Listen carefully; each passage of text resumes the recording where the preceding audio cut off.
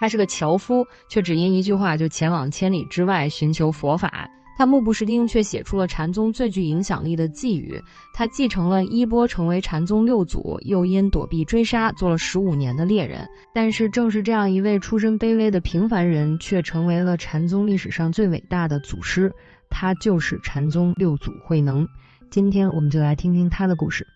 慧能的父亲原本是个朝廷的官员，名叫卢行涛，因被人诬陷，被贬到了岭南新州。到了新州之后呢，卢行涛就娶了当地的一个姑娘，在唐朝贞观12年的时候就生下了慧能。可是慧能刚刚3岁的时候，他父亲是一病不起，不久就去世了，留下这对孤儿寡母相依为命。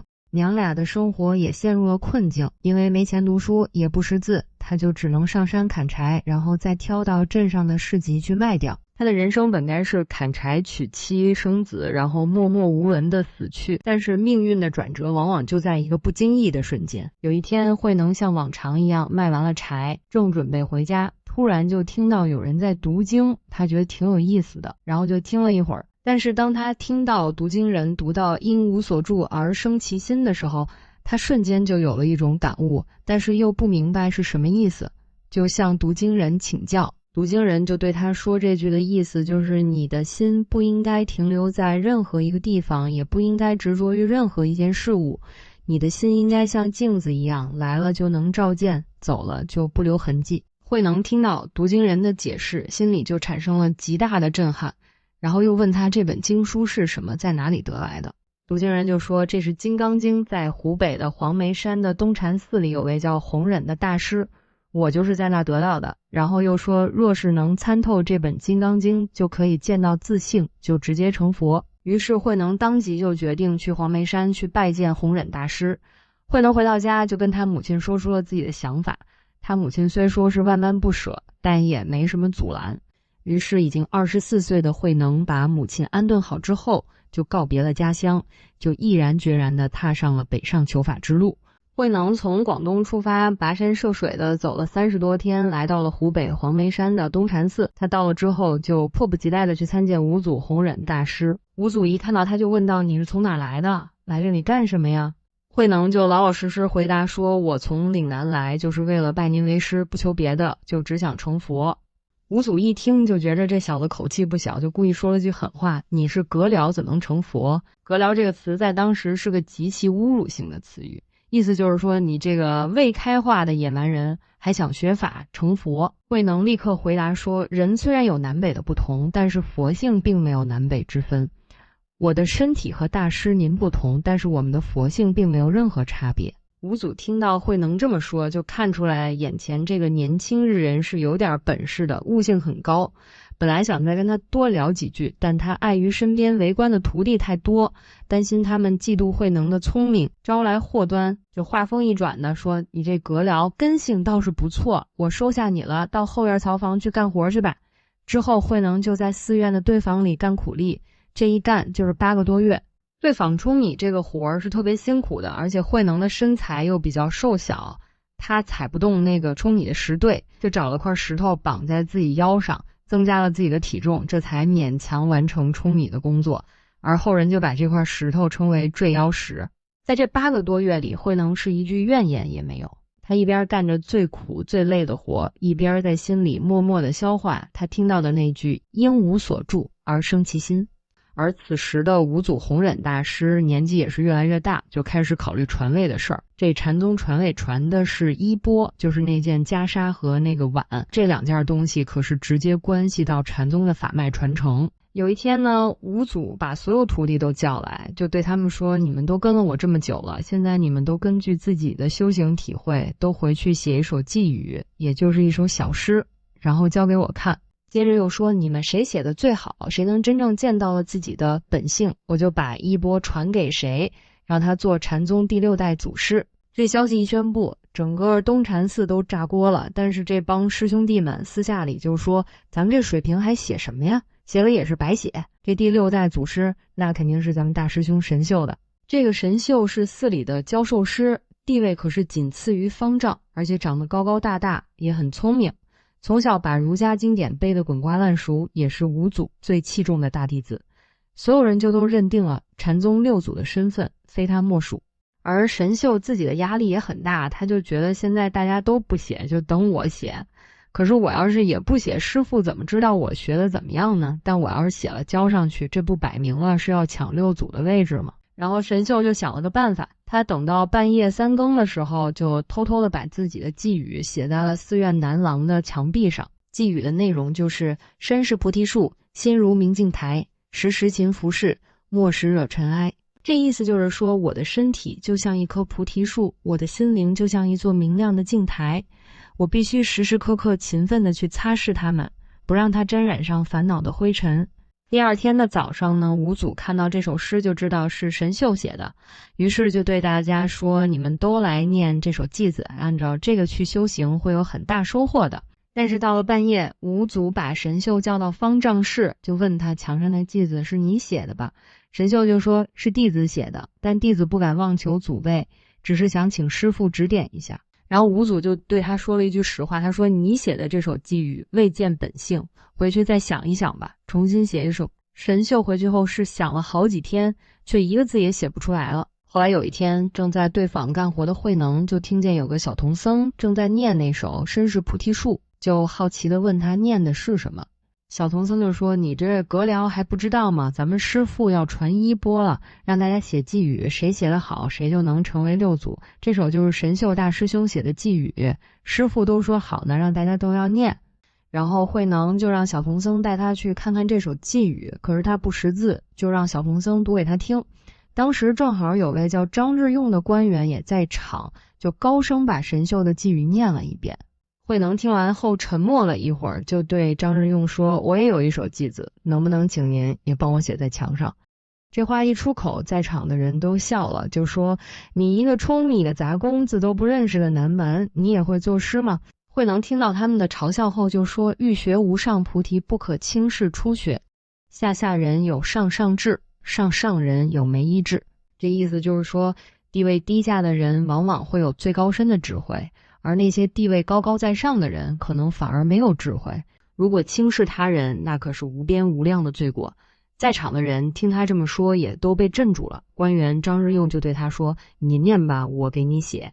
于是慧能就当众念出了他那首名垂千古的禅宗偈子，菩提本无树，明镜亦非台，本来无一物，何处惹尘埃。顿时全场就鸦雀无声。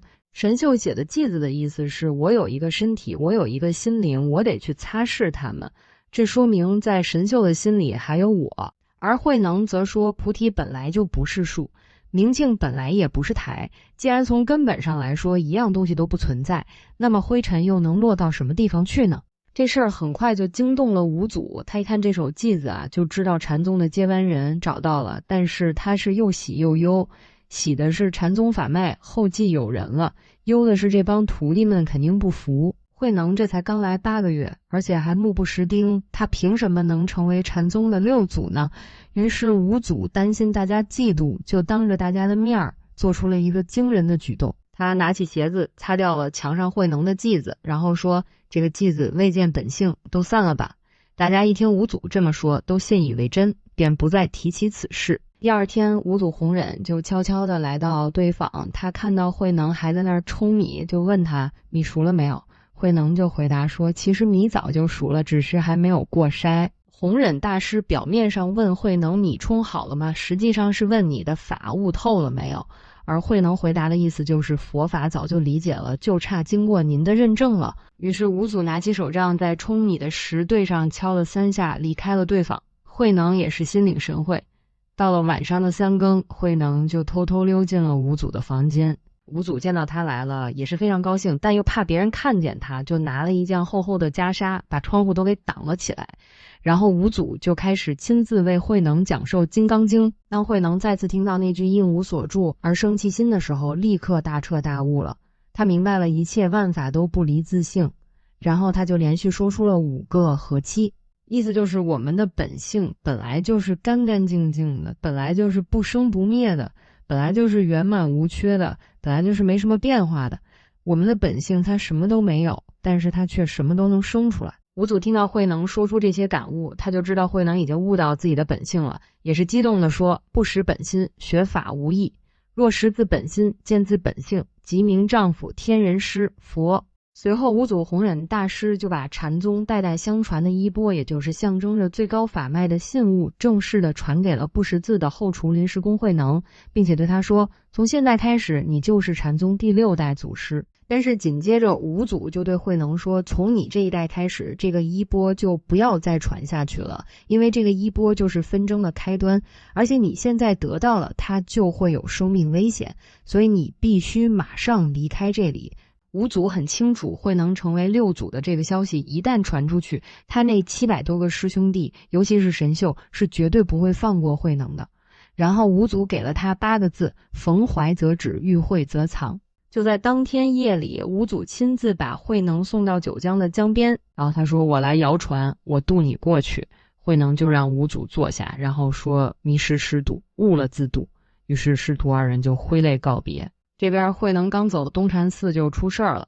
五祖送走慧能后是连续3天闭门不出，也不讲经说法。弟子们觉得奇怪，就跑到方丈室问怎么回事。五祖就说佛法已经难传了。弟子们疑惑地问，是谁拿走了衣钵？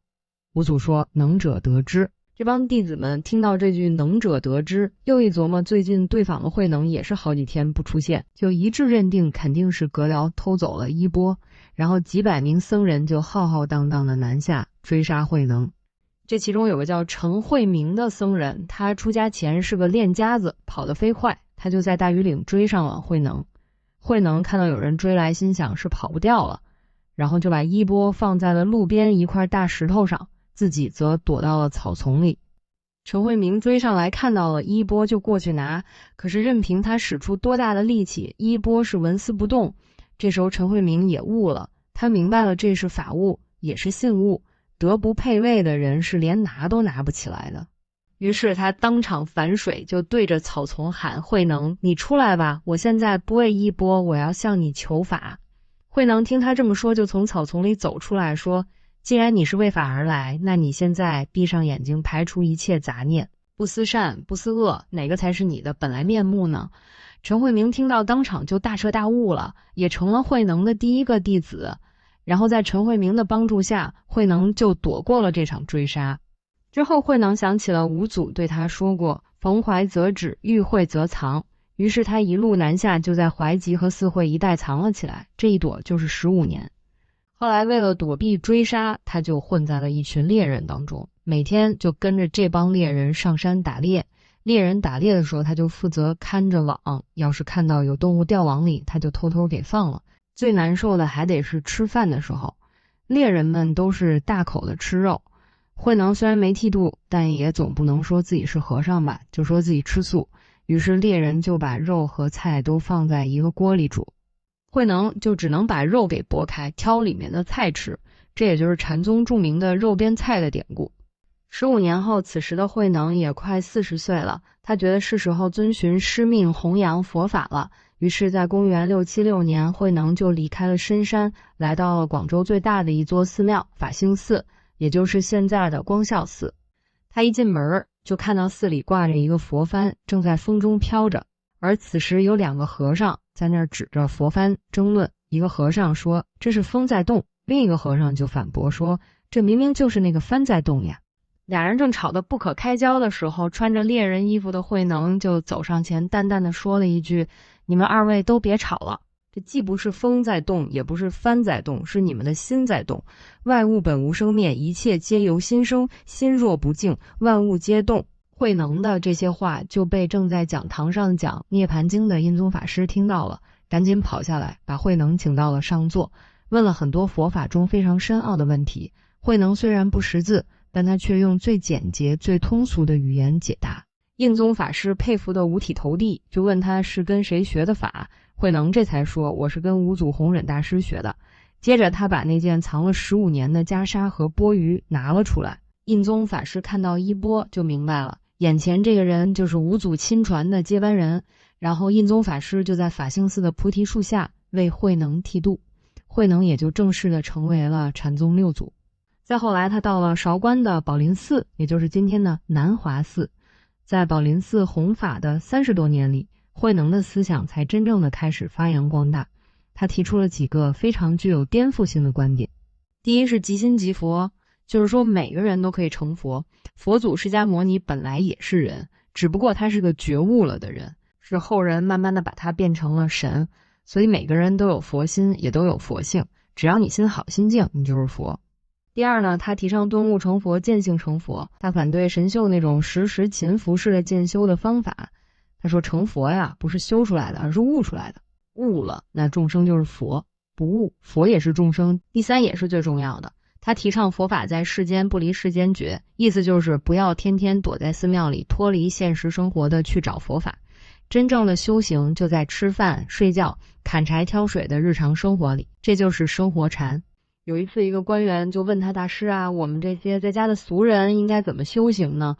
慧能也没有跟他讲什么高深理论，而是给他念了一首很长的修行记，里面有这么几句：心平何劳持戒，行直何用修禅，恩则孝养父母，义则上下相连，菩提指向心密，何劳向外求玄。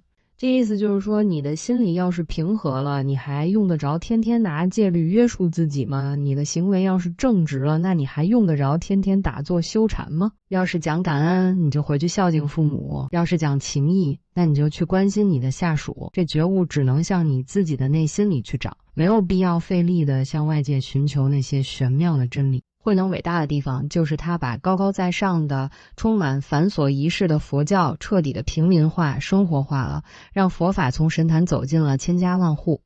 公元713年，慧能感觉到自己的大限将至，就回到了自己的老家的国恩寺。他对弟子们说，禅宗的衣钵到我这里就结束，不再往下传了，你们今后要依照六祖坛经去修行，去弘扬佛法，这就是我真正的心愿。同年的8月初3，慧能大师圆寂，终年76岁。他去世之后，广州、韶关还有他老家新兴的官员都想把慧能的真身带回去供奉，最后想了个办法，就点了一炷香，看香的烟往哪个方向飘，真身就供奉到哪儿。结果一阵南风刮来，烟就朝着韶关的方向飘去，于是六祖慧能的真身就被供奉在了韶关的南华寺。这一供奉就是1300多年，直到今天，我们依然可以在南华寺看到六祖慧能的真身。这就是六祖慧能的故事。非常感谢您的收听和收看，我们下次再见吧，拜拜。